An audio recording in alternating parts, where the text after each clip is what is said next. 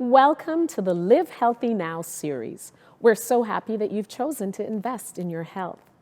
The presenters for the series are Beverly Edwards-Haynes, Pastor Errol Lawrence, and Pastor Cameron Caranco. I hope you've been enjoying the presentation so far. I know I have. Tonight's topic is the importance of 7. Please join me in prayer. Father, we ask that you be with us wherever we are at this time, that you will open our hearts and our minds so that we can learn what you want us to know. Thank you for being with us so far and for your blessings on our lives. In Jesus' name, amen. Now on to you, Sister Beverly. Good evening, everyone, and welcome to night 7 of Live Healthy Now. Let's get into our recipe videos. If you're like me and you love avocados and chickpeas, you're going to love this video. Have a look.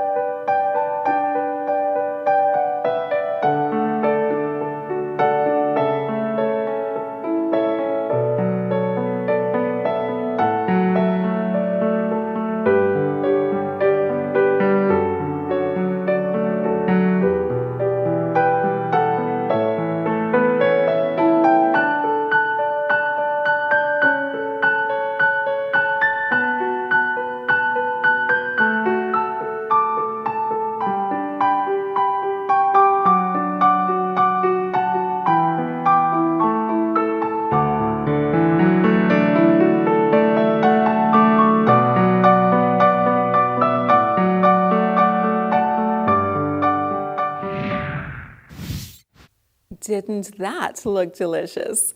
And what I usually do, because I make this recipe a lot, but I improvise a bit. I add some grated carrot to it. And for the chickpeas, I put them in my food processor and just pulse them a few seconds to get them a little bit smaller. But this is a really delicious recipe. And I just want to invite you to go on over to the Life and Health Network website where you're going to find more delicious recipes, you're going to find articles to read, you're going to find courses to take, and we thank Life and Health Network for allowing us to use their videos throughout our series. Well, we're diving into the T and the R of the New Start acronym. The T for temperance or moderation. Temperance is a kind of old-fashioned word, but temperance and rest. And just a little bit of a sneak peek, later on this session, we're going to be talking with a fantastic couple, Sean and Dan Muskaluk. But this is just a sneak peek for you. So talking about moderation. You've heard that saying, everything in moderation, yes? No, because not everything is good for us. For example, I wouldn't say, you know what, go ahead and smoke in moderation. And I wouldn't say, drink alcohol even in moderation, because these things are not good for us. So instead, I would say all good things in moderation. All good things in moderation. And this, we want to talk about our work, our play, our relationships, all of those kind of things as well. So when we're talking about moderation, let's think of it in terms of the honey principle. Now, are you familiar with King Solomon, the wisest man that ever did live? And he wrote many of the Proverbs in the book of Proverbs in the Bible. Well, here's his honey principle. In Proverbs 24, verse 13, he says, "My son, eat honey because it is good." And then in the next chapter, 25, verse 16, he says, "Do you like honey? Don't eat too much or it will make you sick."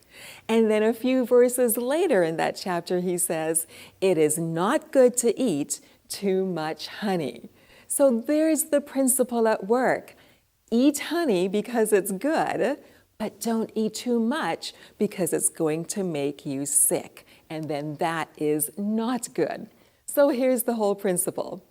If it's good, do it, but in moderation. If it's bad, leave it alone. Leave it on the shelf or whatever. Just leave it alone. And again, work, sleep, play, eating, relationships. We can use that principle on all of these aspects of our everyday living. So let's talk about moderation when it comes to eating. And here are some really good suggestions to help us prevent overeating, because overeating can bring on a whole host of ailments, including overweight, including things like gout and cancers and diabetes. So, suggestions to help prevent overeating. Well, drink 1 to 2 cups of water 30 to 60 minutes before a meal. That's going to take away some of those hunger pangs, fill you up a little bit, so you'll eat less. It's really important to establish a regular eating schedule, especially if you are diabetic. Your body needs to know that, yep, I'm going to have breakfast around 8 o'clock, lunch around 12, supper around 5. Your body likes to know that. So establish a regular eating schedule. And while you're eating, slow down your pace. Some of us guzzle down our foods like a Hoover vacuum cleaner. Not good. Chew your foods thoroughly. Don't guzzle your food down. Chew your foods thoroughly until they are creamy. And then you can swallow. You're wanting it to get all nice and creamy, mixing it up with the saliva in your mouth, because that's where digestion actually starts, with the amylase enzymes in your oral cavity, in your mouth. So chew that food. You've probably heard it said you should chew your food between 15 and 30 times. It might sound onerous, but remember that your stomach doesn't have any teeth. And so getting it all nice and creamy from the get-go is going to aid in your digestion. Well, here's another one. Avoid taking second helpings unless it's raw food or leafy greens. You can eat as much salad as you want, and you don't even have to worry about the calories unless you've got a whole lot of dressing on top. You don't want to do that. But here are a few other things. Don't eat too many varieties of food at one meal. 3 to 4 different dishes is sufficient. More than that, then you're really stressing your stomach. It's trying to get all kinds of things happening. Keep it to about 3 or 4 different varieties, and that'll be great. Here's one. Avoid snacking. I know a lot of times people will say, you know what, you can have 5, 6 meals throughout the day, smaller meals. Well, here's the difficulty with that. Your stomach needs time to rest. And if we're constantly eating, and I know a lot of us are guilty of doing this, we're grazing all day long, and our stomach is not getting time to rest between meals, and that can lead to disease. So you want to wait at least 5 hours from the time you finished your previous meal to the time you start eating your next one. 5 hours because it takes about 4 hours for your meal to digest, and then you want to give your stomach another hour to rest up before you start working it again. And did you know that 2 meals a day is ideal? Have you heard there are studies that show that the less calories you eat, the longer you live? Something to think about. Well, let's transition over to sleeping. 7 to 8 hours a night, well, we'll talk about that in a little bit. That's about the number that we're aiming for. Our Many of us getting that? I know sometimes I don't. And so I'm always tempted to skip this part of the New Start acronym, but it's so vitally important. And here's why. Because while you're sleeping, your body is repairing itself from whatever damage you've done throughout the day. If you've exercised, it's repairing your muscles and building you up bigger and better. And so it's important to get that sleep. Also, if you are stressed, if you are depressed, it's imperative that you get enough sleep. It's imperative for your mental health. If you're anxious, if you're feeling confused, get some sleep. If you're not getting enough sleep, it can increase your anxiety and your confusion and make any mental illness worse. So make sure you're getting sleep every night. Sleep is going to prevent diseases because you're repairing yourself as you sleep. So you're building back bigger and better. Improving your memory. I remember when I was in university and sometimes I would take all night cramming for those exams. Did it help? Not as much as I wanted it to. It would have been a better idea if I got a good night's sleep and got up early to continue studying. That would have been a better thing. As well, sleep is going to increase our energy level. It's going to help maintain our weight. And one way it does that is because if we're up later, it's likely that we're also going to be snacking later and then going to bed and keeping those calories. Get to sleep, get to sleep. Now, here's where we're talking about the hours. How many hours is good? Well, first of all, if you exercise during the day outside in the sunshine, it's going to help you sleep better. And when you are sleeping, studies are showing that 7 to 8 hours of sleep is associated with best health status. If you're getting more than that, if you're getting more than 9 hours, that is associated with lower health status, and it's going to increase your risk for heart disease, heart attacks, diabetes. Interesting, too much sleep. If you're not getting enough sleep, if you're getting less than 6 hours of sleep on a regular basis, that is associated with the poorest health status, and it's going to increase your risk for heart disease. It's going to contribute to increasing your insulin level and diabetes. So get to bed, everybody. Get to bed. No later than 9:30. You want to have a few hours before midnight. There's a saying that, an hour before midnight is worth 2 after. And your body goes through 5 stages of sleep. If you're getting to bed at 11, 12, 1, you're not getting all those stages in properly. So try and get to bed no later than 9:30. I have to remember that one because I'm often a night owl. And you want to have a light supper. You don't want to be having stimulants like alcohol, nicotine, caffeine, sugar. These things are going to interfere with a good night's sleep. And a light supper is best because you don't want your stomach trying to be, digesting food, a full load of food late into the night as you're trying to sleep. It's going to interfere with your good night's sleep. Try and keep your room cool. That's the best temperature for sleeping. You will sleep better in a cooler temperature. Make sure you've got some good ventilation. Open that window even in the wintertime. You want good ventilation. Now, there are some foods that are going to help you sleep better.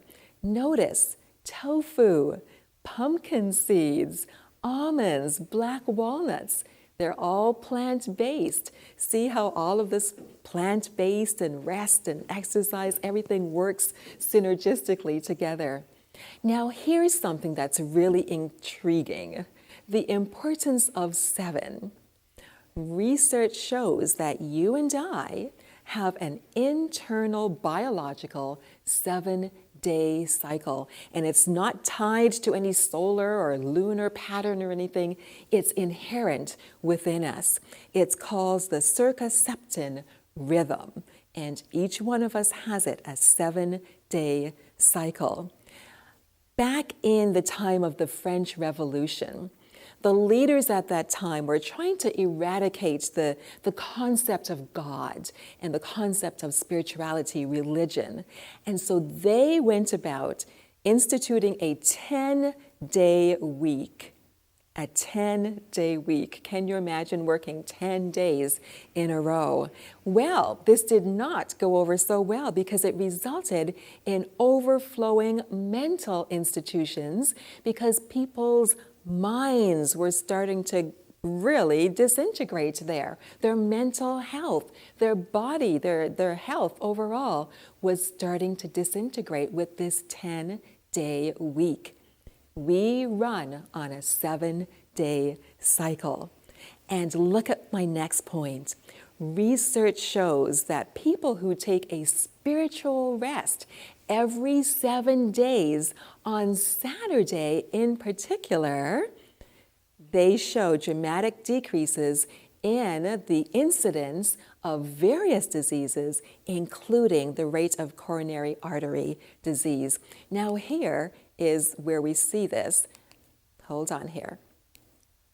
There is, I thought I had a slide in here and I don't have it in, but there's a slide that shows the blue zones. Do you remember back, I think it was 2005, where National Geographic, they had this big article and it just went kind of viral at the time about the blue zones, areas around the world where people live longer than normal. Well, in Loma Linda, California, the Seventh-day Adventist group that lives there, they tend to live more than a decade longer than the norm.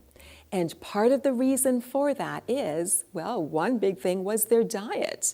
Plant-based diet, the exercise, the rest, because they adhere to that New Start acronym.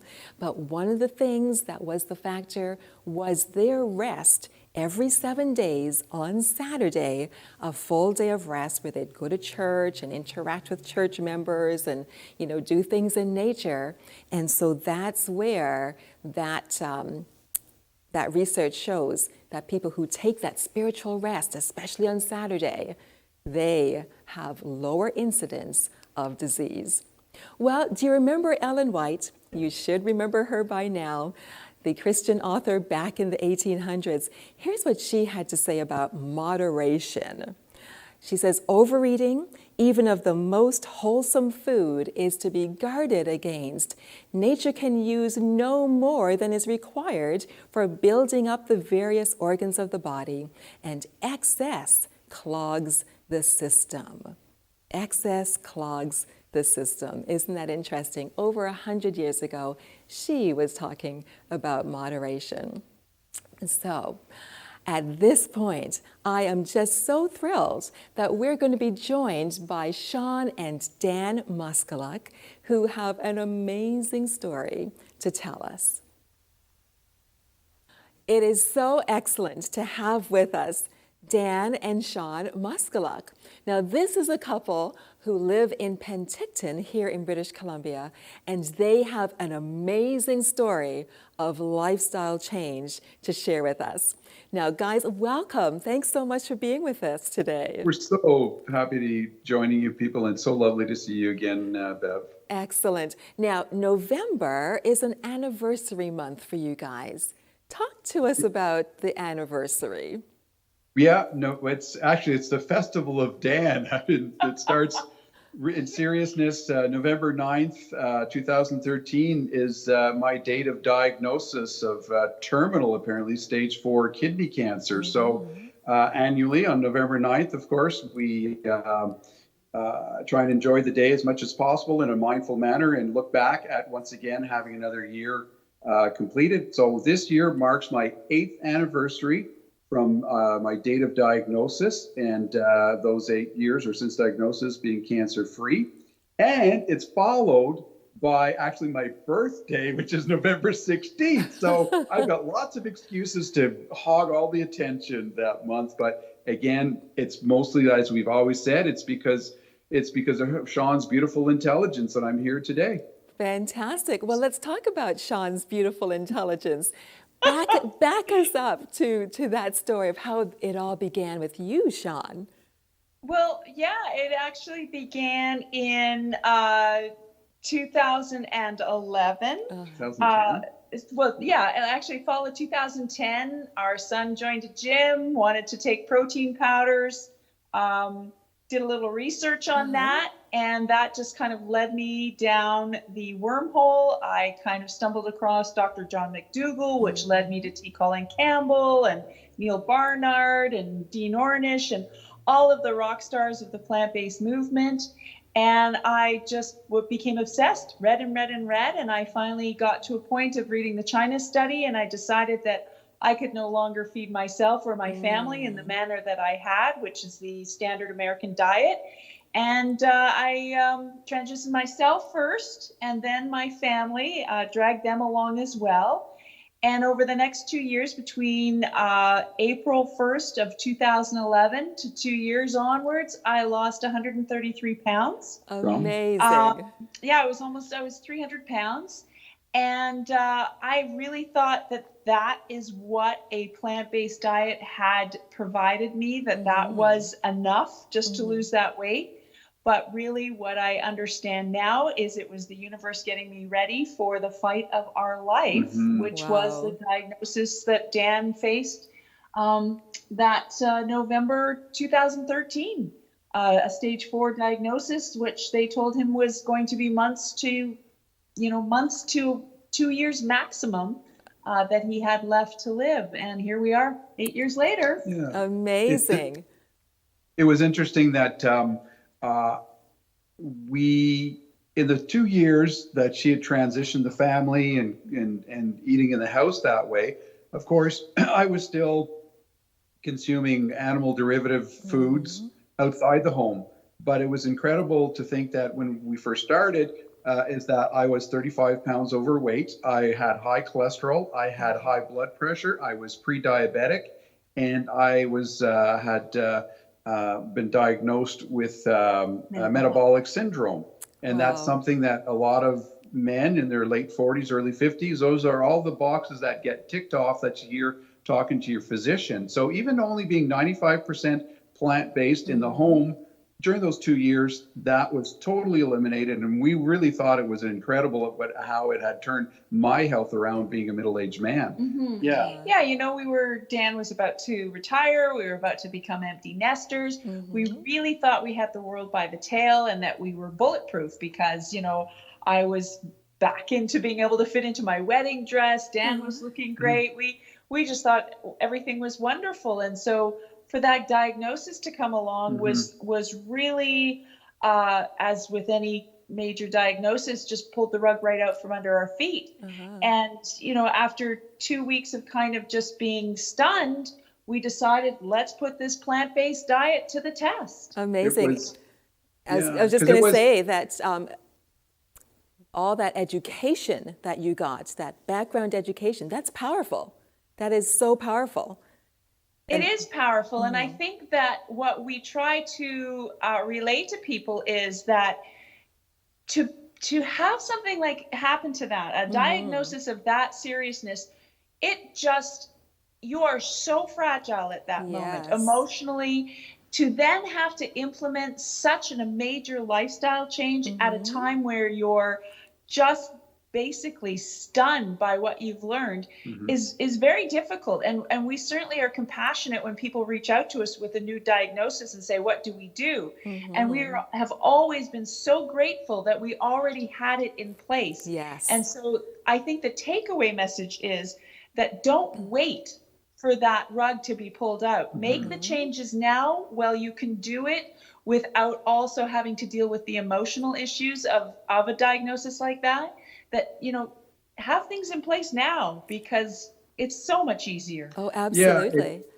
So, when we look back as well, too, like, prior to the diagnosis, I thought I was very healthy. I suffered just because kidney cancer can be asymptomatic, but after a week of pain, and then rushed into the emergency ward that Saturday.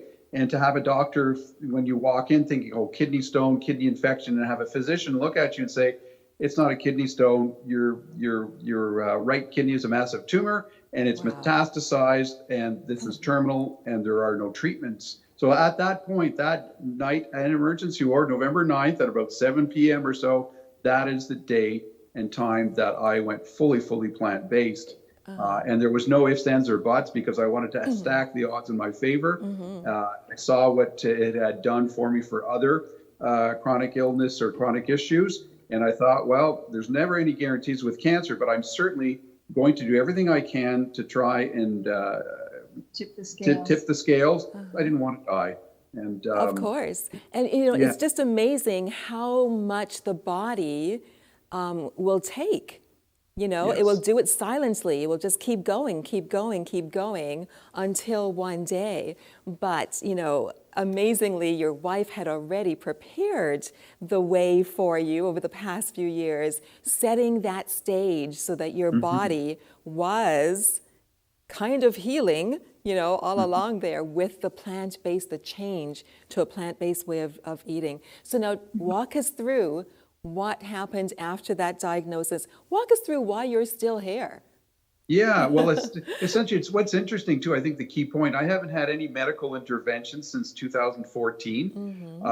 The prognosis was grim, as we said, that the right kidney was one massive tumor. There was a metastasized into the vena cava, which is the main vein, truncal vein.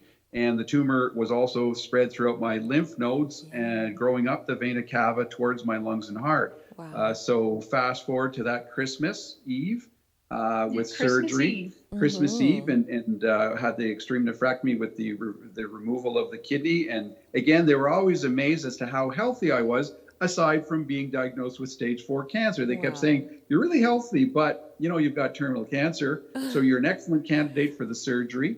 And then they do not use radiation or chemotherapy because it's not effective for this type of cancer. I was fortunate in a sense enough to at least be able to participate in a trial study, a phase 1 trial study drug with immunotherapy drugs. Very briefly, though, after recovering from the surgery, it took about several months. It was a brutal recovery. And again, It's a major surgery. Major surgery. And the Yes. food, again, came into play in the recovery as well, where it was extremely a very clean diet, as we said, and we referred to it as our program of nutritional excellence. Yeah, so it really pulled me through the surgery. And once recovered, they were quite amazed, and they said, you know, this is quite amazing as to even the recovery from the surgery. And I think there was one really interesting point as well, is that, of course, during surgery, they always take cell tissues and send them off to pathology to grow them in a petri dish, basically, to find out the doubling time of the cells and all of that kind of thing. And I remember at one point, Dan was still in bed recovering from surgery when we returned from Vancouver. And they called and they said, you know, we're really sorry to tell you, we've gotten the results back from the pathology. And this is an extraordinarily aggressive form of cancer.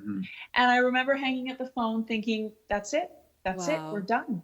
But what we have since realized is that it was a very hospitable environment in the lab, and we had made Dan's body very inhospitable by flooding it with plants. Yeah, so it was certainly wasn't an environment that the cancer cells could grow easily. What was interesting to note too is they said that in the first meetings with our team was that we would be naive to think that it wouldn't spread and grow.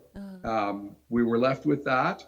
And then I was able to, once healed from the surgery, get on to the immunotherapy program trial study. That was going to be 4 treatments every 3 weeks of a combination of 2 drugs, and to be followed by a lifetime maintenance treatment every 2 weeks of the one drug. I only made it to the 3rd treatment in the first protocol, and I suffered an extreme near fatal side effect within just 3 treatments, where the drugs had attacked my liver, because with the immunotherapy, bumps up your immune system to the point where it can attack itself. And that's exactly what my system did, was attack my liver. So I was dismissed from the study.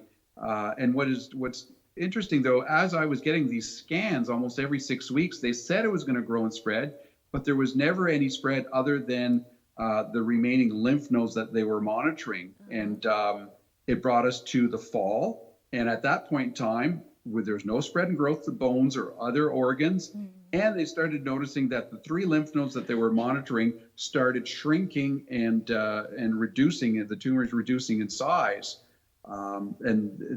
Which again, they referred to me as Superman. So Absolutely. it was just amazing that, we'll never know if that had an effect or not. We know it did almost kill him. And really the protocol that we followed is a whole food, plant-based lifestyle. So is there any And doubt in your mind that if Dan had been eating meat, do you think he'd still be here? I don't think so. Again, to that tumor would have been growing for at least 15 to 20 years. We feel strongly that certainly with the 2 years of even at 95% eating this way, that certainly, the cancer only went as far as it did. And then even prior to treatment, removing the mass tumor, nothing else continued to grow or spread.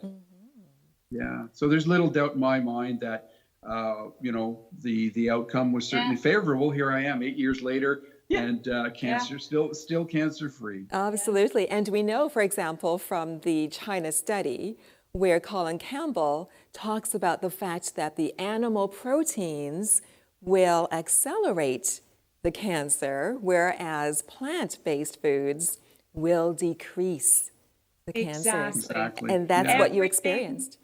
Every food choice either fights disease or aids disease. Yes. And, I think that it is underestimated, horribly underestimated, the power of food, proper, good, the food we're meant and designed to eat. It's interesting that even all our agencies, our medical agencies in particular with Mike, when we're referring to cancer here, is finally we are starting to hear the cancer agencies themselves, and even our Canadian agencies talk about plant-based nutrition and phytonutrients and minimizing. They won't go outright as to say eliminate, but they were hearing the terminology now more reduce and increase the other. Exactly. So from going to a prognosis of possibly living for at most 2 years, and they said it was going to be a miserable 2 years. And I've always been very mindful as an individual. But then as you go through this experience of terminal cancer, and every day you wake up, you go to bed every night, you say, okay, there's another day. It was a good day. We cried a lot. We laughed a lot. We live in a beautiful rural location that we're surrounded by natural beauty. But every day to see that I feel good. Actually, I'm starting to feel better. And day by day by day, and every day going to bed, closing your eyes, getting up the next morning, opening your eyes and saying, here we go again. And that brings us all the way into the fall, and then into one of my last scans in the fall, using the term remission. Your cancer is in remission, Dan. And then when we came to around January, February for our next appointments, and every time we go back to the 215 by now, and within about 15 months total, that last appointment, we went in to read on the last scan. They said, Dan, your cancer is radiologically undetectable. You're cancer free, and we're therefore closing your file. Fantastic. And go ahead. Yeah. No, go ahead, please. I know that you guys have since that time been crusaders. You are just, some of the top advocates. Shouting it from the rooftop. Absolutely. Well, I think after, we've both had such an amazing response to plants, and it has changed our lives and essentially saved Dan's life. Yes. It is, you feel driven to share that information with anyone who will listen. And we were lucky to be included in the film Eating You Alive, which gave us a platform to speak further on that. Yes. And we've been, we've talked to you in the past. We've been on your show in the past. We've been on podcasts from around the world. We have people reach out from us. I mean, just this week, we had someone from Scotland and Australia reach out to us. Wow. And that is, I don't think they're I mean, I don't think there is any better feeling than being able to help people, to give them hope, to give them Yes. guidance. We're not doctors, there's no guarantees, Uh-huh. but we are happy to share our experiences in hope that people Mhm. will, for themselves, be able to tip the scales in their favor. Mhm. Fantastic. Any closing words for us? Well, I would say that our story is our gift. And the one thing that shines brightest is the community that is trying to help others in adopting this lifestyle, which at this point in time is an existential importance for all of us to take better care of ourselves and so that we can also take better care of the planet and all its inhabitants. And one of the most effective ways we know we can do that is by what's on What's on the end of your fork? Absolutely. Change the world. What is on your plate? What is on your fork? Guys, you are such a shining example of the Thank you so much, change Bev. that can happen when you embrace eating whole food, plant-based. So thank you so much for being on with us for this evening's session. We wish you all the very best, and we'll probably talk again soon. Thank you, So Bev. much, Bev. Bye for now. Bye.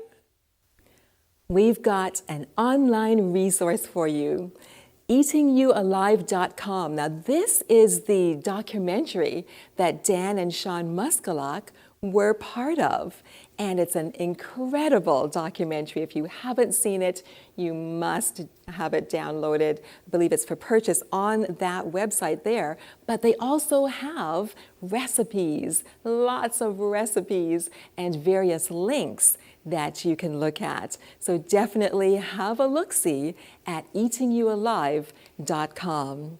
Now we have a free gift for you tonight, another free gift, another fantastic magazine. This one is the Lose Weight, Feel Great magazine, and it's got several pages there just with the helpful tips and pointers of what you can be doing if you are wanting to shed a few pounds. So if you would like this free gift, feel free to email us at bevhealth@gmail.com and we will get that out to you. Again, that's bevhealth@gmail.com and we'll be happy to send that out to you. Well, tomorrow evening we're going to be talking about the last T, the last letter in the New START acronym.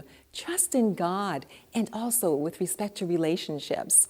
And we'll have a special guest on tomorrow evening as well to talk to us about relationships and grief in particular. So, in God we trust and relating to relations for tomorrow evening. Thanks so much, everyone. But hang tight because we still have gorgeous music by Preetha Radlin and words of inspiration by Errol Lawrence or Cam Karanko, depending on which YouTube channel you are watching.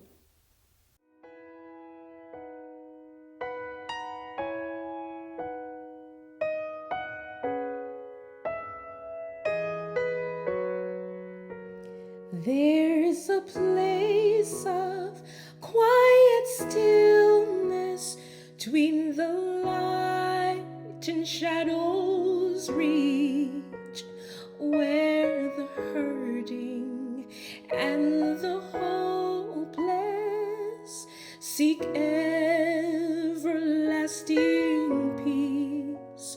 Words of men and songs of angels whisper comfort bittersweet, mending grief and life eternal, where joy and sorrow meet.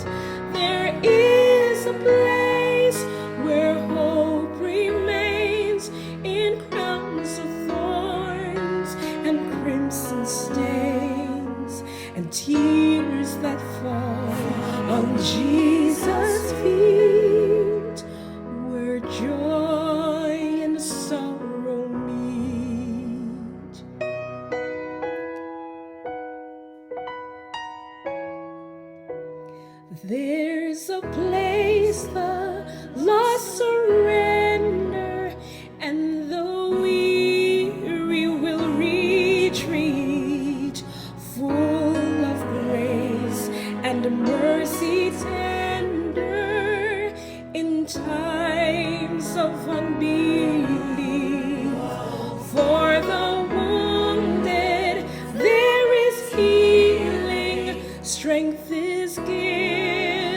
to the weak, broken hearts find love redeeming, where joy and sorrow meet.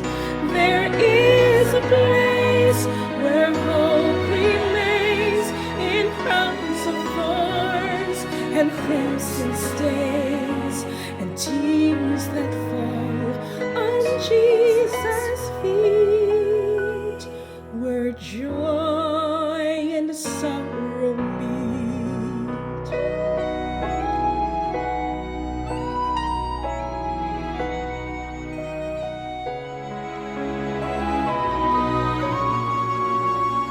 There's a place of thirst and hunger where the roots of faith grow deep, and there is rain and rolling thunder when the road is rough and steep. There is hope in desperation. There is victory in defeat at the cross of restoration, where joy and sorrow meet. There is a place where hope remains in crowns of thorns and crimson stains and tears that fall on Jesus' feet, where joy and sorrow meet.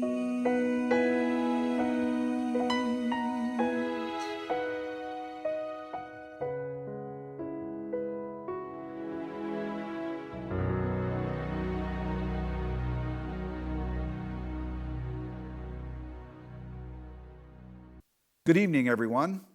Again, another powerful presentation by Beverly on principles of health that can help us to live, as we referenced before, the abundant life. Jesus said, I've come that you may have life and that you may have it more abundantly.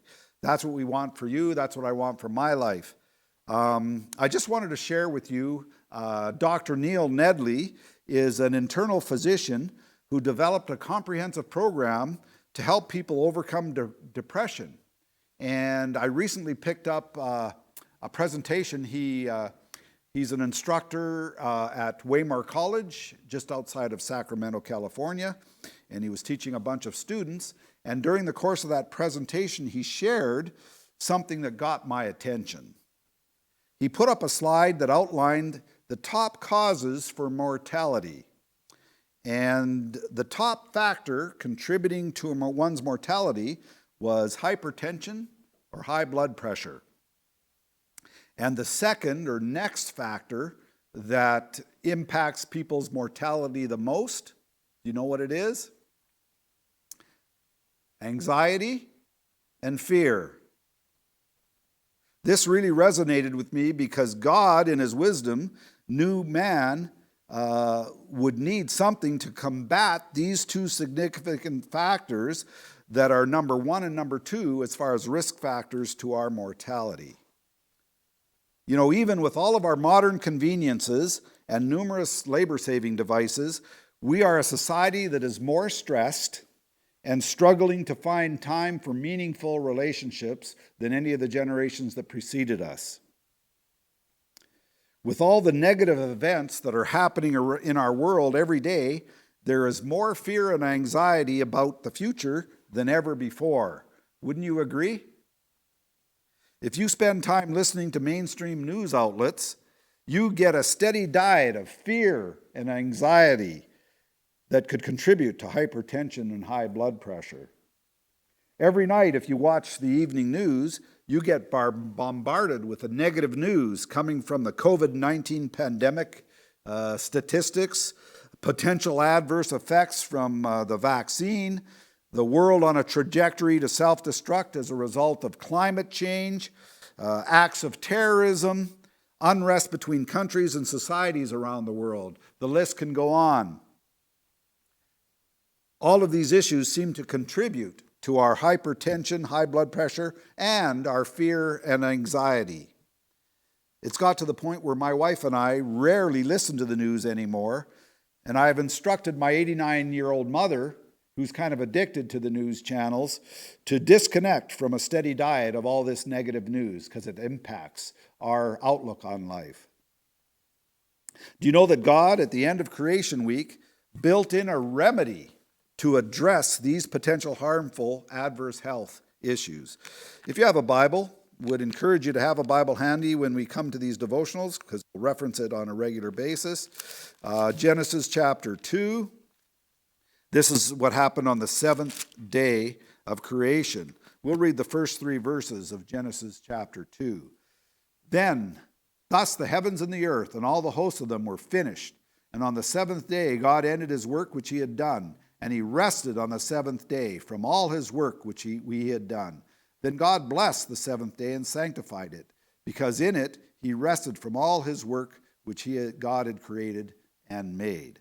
So on the seventh day, God instituted the Sabbath, the 24-hour period that starts at sundown Friday night and ends sundown Saturday night.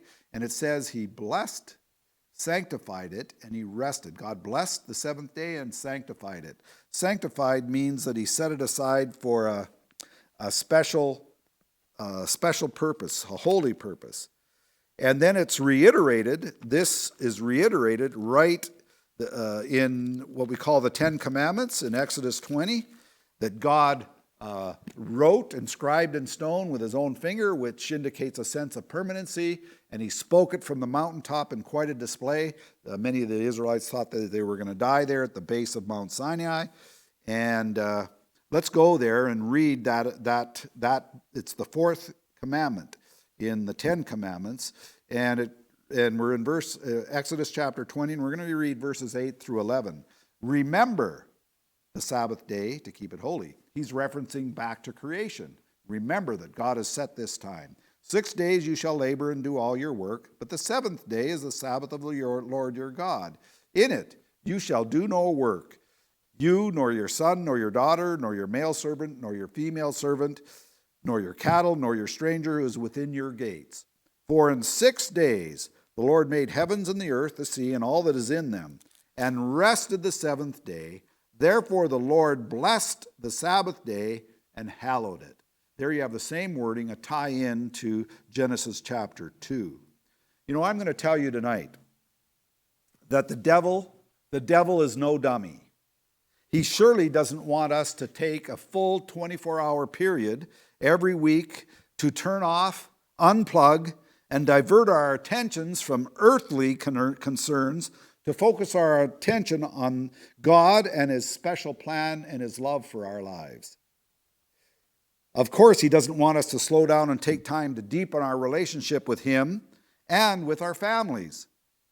He knew that we would need a weekly special time that he has blessed and sanctified. We would need it to keep our attention on heavenly things instead of all the worldly distractions that are in our world today. I can personally share with you tonight that I look forward to those hours every week. As sundown Friday night comes and we put aside the rush, we don't consume entertainment television, shut our devices off, anything secular, and we take time to focus on our relationship with God and with our families, and if you attend a church for the worship service, your church family as well. What a blessing it is. The Sabbath is designed to be a memorial of creation, and it redirects our focus to the God who created us and loves us. I can honestly say that the Sabbath is the highlight of our week, and we look forward to it as we observe it each from week to week. God has embedded a special blessing into this amazing time with him, and he desires each one of us to enjoy that blessing. Did you know that Christians that observe the Sabbath enjoy 52 extra holy days, holidays a year? And as a result, it's been proven in studies that have been done on Sabbath-keeping individuals that they enjoy better health and live longer than the general population. I encourage you if you go search on your computer and you go to bluezones.com, you can reference a study that studied 3 different people groups. One of the people groups was Seventh-day Adventist culture in Loma Linda, California. And as we've been learning night from night, that choosing a vegetarian or vegan diet, implementing the New Start aspects in our lives can contribute to more enriched health and certainly longer lives.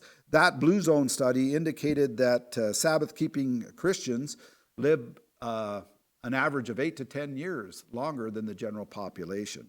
So that's a pretty significant benefit, and I encourage you to consume that and check it out.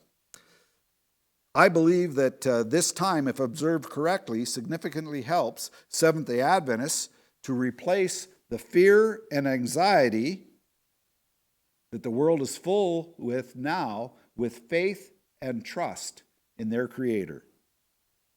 Do you want to live a healthy, happy, long life? Make a conscious effort to implement the principles that have been presented in this Live Healthy Now series. Do you want to enjoy the blessing that God embeds in the Sabbath every week? I encourage you to determine in your heart to honor God's Sabbath day. And I also encourage you to seek out a Sabbath-keeping group wherever you live and associate with them and gain the blessing of corporate worship on that day as well. If in the Kelowna area, I invite you to check out the Rutland Seventh-day Adventist Church. We're here on 130 Gertzmar Road. Check out our website. We'd welcome you to come in and worship with us on a Sabbath and enjoy that special blessing that God has for us. I invite you to bow your heads with me as we end our devotional time with prayer. Father in heaven, pray you bless each individual as you've created this special time. Pray that we realize how significant that is to de-stress, to reconnect with you and with our loved ones, and to gain the special blessing that you've embedded in this time. Be with each person that has listened to this devotional, guide in their lives, continue to bless them as they honor you. Thank you for hearing our prayer. We pray in Jesus' name. Amen. Thank you for joining us. I hope you were blessed by tonight's presentation. If you have any questions or would like to speak to someone, please fill out the contact card that appears on the screen. Please join us on Wednesday when the topic will be In God We Trust, relating to your relationships. Have a great evening.